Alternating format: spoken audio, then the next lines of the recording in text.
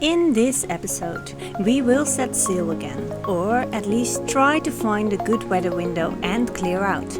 Not so easy and quite stressful with a time frame. But first, this is me, Kim. There is Bart, and here is Liz, our little explorer. We sold everything to explore these beautiful places with our tiny 33-foot sailboat, Tranquility. The last time we climbed 740 steps to get the best view over Guata Bay and noticed we have a celebrity by our sides.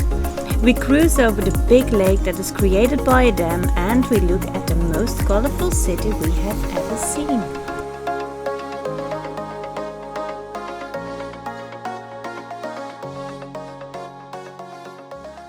Our final day in Colombia. We had an amazing time here. We really enjoyed all the things in Colombia. Definitely in our top 5. We will have a final dinner in Santa Marta with its beautiful historical center. So it's our final evening in Colombia, and we ate a steak because we're going to Islas, and I think this is going to be the last meat we're going to eat for a very long time, because in Islas there are no shops there. We don't have a freezer, so we don't have meat anymore. At least not for steaks. So we'll be 1 or 2 months without a big steak.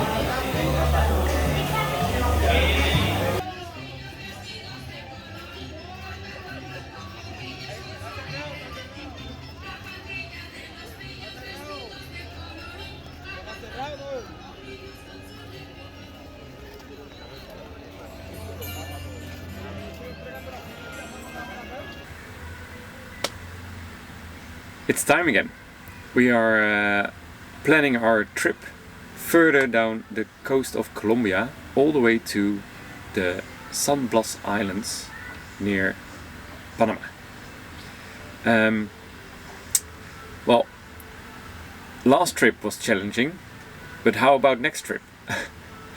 I don't want to excite everything, but the next trip is gonna be also a challenging trip, because it's from Santa Marta, going around Barranquila, all the way around Cartagena, down to the most southern point of Panama, because we're going to check in Puerto Obaldia. The challenging thing is around Barranquila and above Santa Marta is during this time of year the trade winds kick in. And that's good for an ocean crossing, but it also means that the wind is steady and harsh around Santa Marta and Barranquila.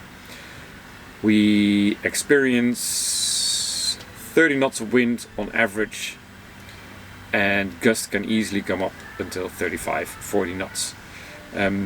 Most of the time there's also a countercurrent which causes very steep waves. We are looking for a weather window where the wind is a little bit calmer, and tomorrow it looks like that window is there, with an average of 20 knots of wind.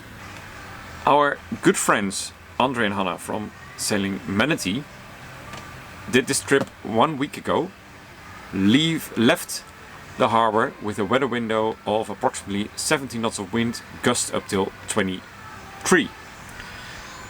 They had 23 knots all the way and gust up till 28. So that's what it means sailing around these areas here. Then there's the challenging part of Barranquila. The river Magdalena runs from out the inlands of Colombia and comes out onto the ocean. It is a strange river because it delivers a lot of dirt. And by dirt I don't mean sand, but like trees, logs, dead cows, grass, piles of leaves. Everything from the inlands is flushed out to the ocean, and we have to maneuver through it. So a lot of people choose to go far out the coast, like 10 to 15 miles out of the coast, but the wind is more. The higher you go, the more north you go. So closer to shore is an option, but then the mess is closer to each other. So if you're there with no daylight, you might hit something. So that's dangerous. So we want to be there by daylight, leaving early in the morning in Santa Marta, across the Magdalena River by daylight. And we are gonna stay close to shore to get less wind. And I'm gonna play some Mario Kart. We are going to split up our journey. So we will do a stopover on Islas Rosiario. That's south of Cartagena. We can anchor there. It's supposed to be a very beautiful surrounding, and it gives us the time to relax a bit. It's a 24-hour trip, more or less. If it's very heavy, like our friends in the past had, we can relax and get some sleep. If it's okay, we just enjoy the scenery, and we plan to leave to Puerto Obaldia.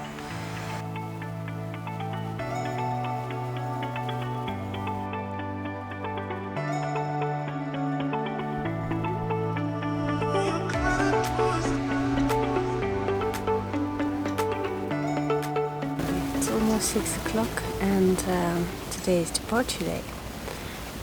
But before we can leave, we need to retrieve our Saba and passports, the stamps, and stamping they do it 1 hour before you leave. And our fingers crossed that the immigration did that at 5 o'clock in the morning. It's always you don't know. So I will go to the office in a few minutes and hopefully get our passports back, and then we can make everything ready to leave.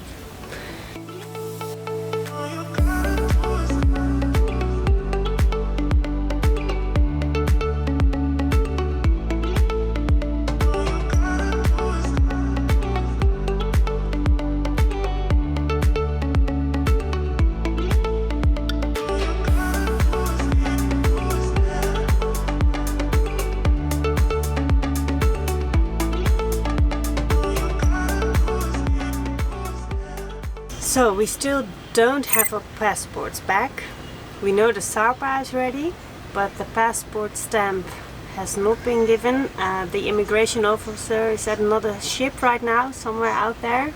So it will take him 1 hour to get back. So waiting. And it's frustrating because we want to, now we feel the rush coming in because we want to be at Barranquilla with daylight. But patience, patience, patience. Are we too neat, Kim? Yeah, we should have told them that we would leave yesterday evening and then just leave this morning. But yeah, we were just too being the best student in class. Not always the best tactic. No, you don't get rewarded when you have to deal with... But who knows, maybe that's the immigration officer.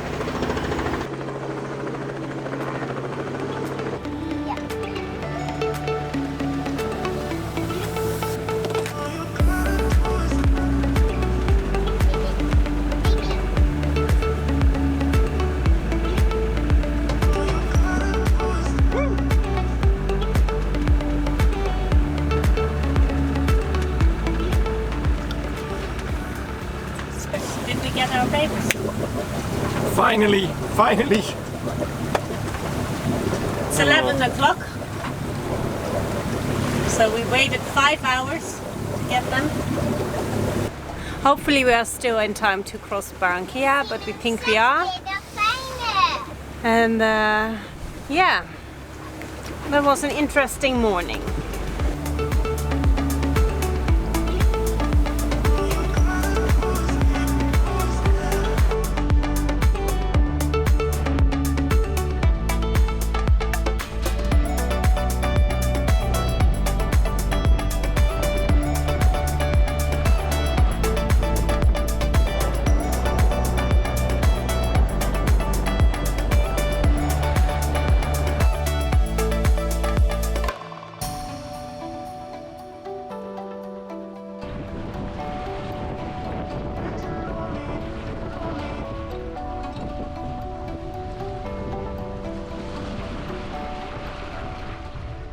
we are underway after the immigration trouble. But then it went, we went out and we're so eager to leave, so we head out full speed and hoisted the sails. But we immediately got into a big swell, and it's not really a problem. But achter je, Kim. Yeah. Ja, maar naast je nog mooi.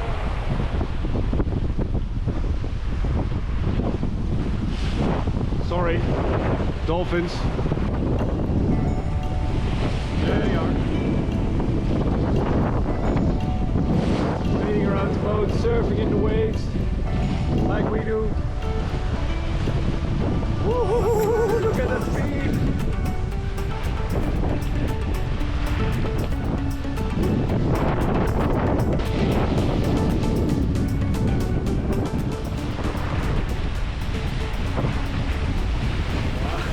We got some pretty big waves. I think 2 meters, sometimes 2.5 meters. And we have a third reef in the mainsail. The Genoa is rolled out, but not entirely. Our favorite, wow, our favorite setup, the milkmaid setup or butterfly sail setup. And we're doing an average of 6.7 knots in 22 knots of wind, just up till 25. So, with this speed, it means we cross Barranquila by daylight, and that's what we wanted, so very good. But I think for the night we will get our mainsail down, because in the night they expect a little bit more wind, and even now we're doing very good speeds.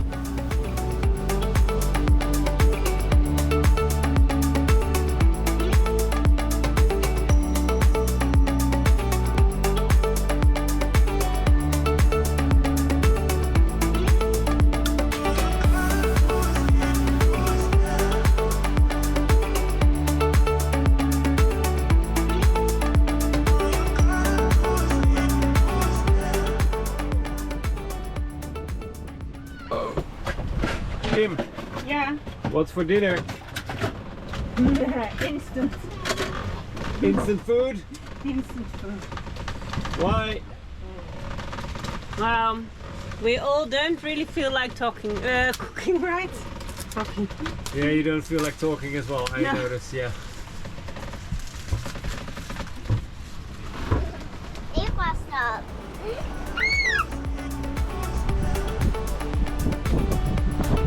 Pretty big waves behind us.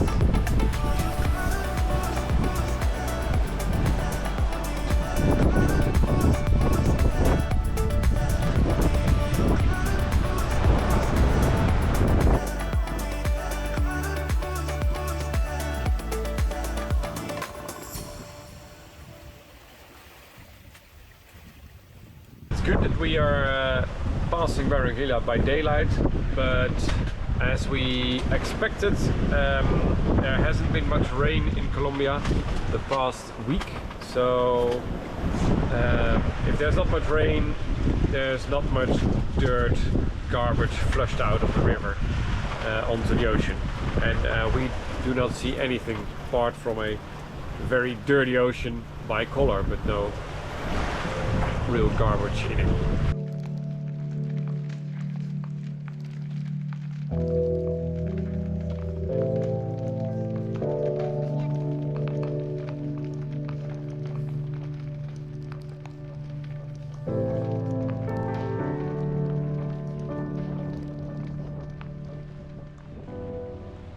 We just put Liz to bed, and now we decide to drop down the mainsail because we are making too much speed, and we don't want to arrive at Islas Rosiario without daylight. So yeah, drop it.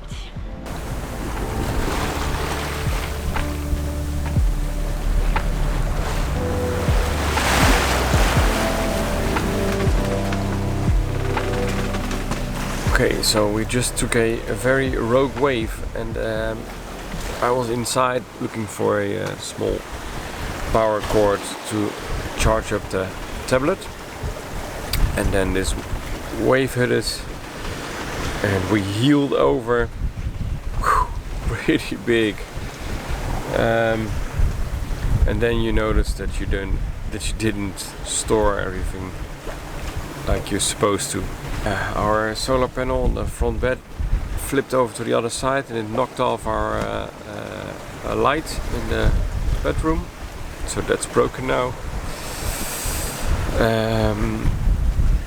Kim got awake because we stowed a lot of stuff above the bank, and that just fell straight to her, so she got hit by a can, I think.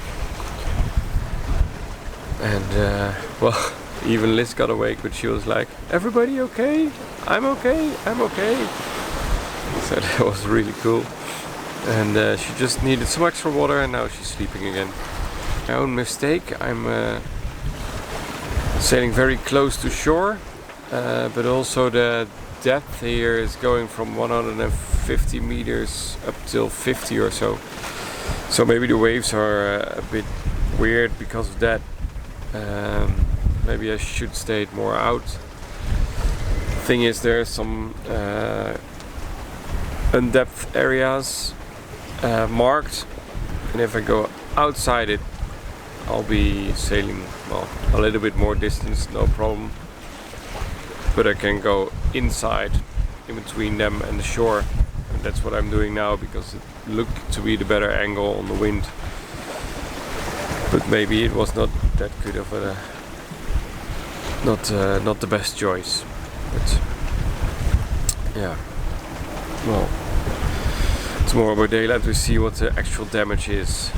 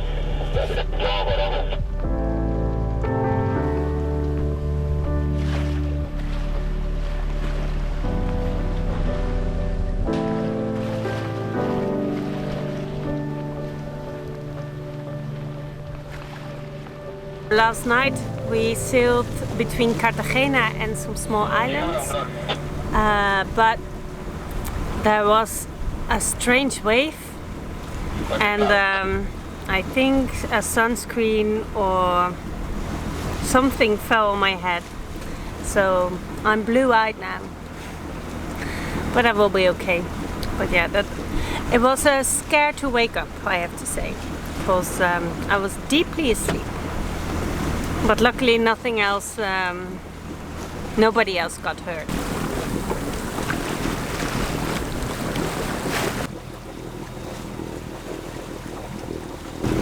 And behind us is Isla Rosiario. Almost there. The difficulty is navigating inside because there are some rocks. So Bart's hand steering and leading tranquility to the anchorage, where Tatus is waiting for us.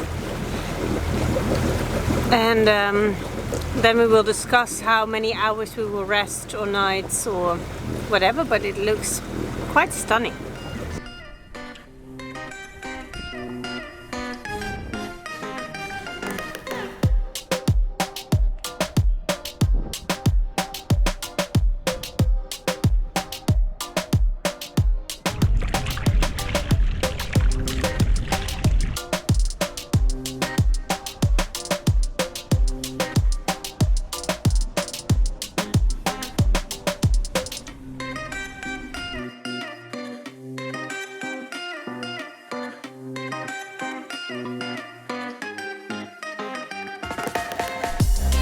in the next episode. After the best pit stop ever, we continue our trip to Panama. Well, this was it. If you have any questions, please let us know. And for now, goodbye and thank you very much for watching. Fair winds to you all.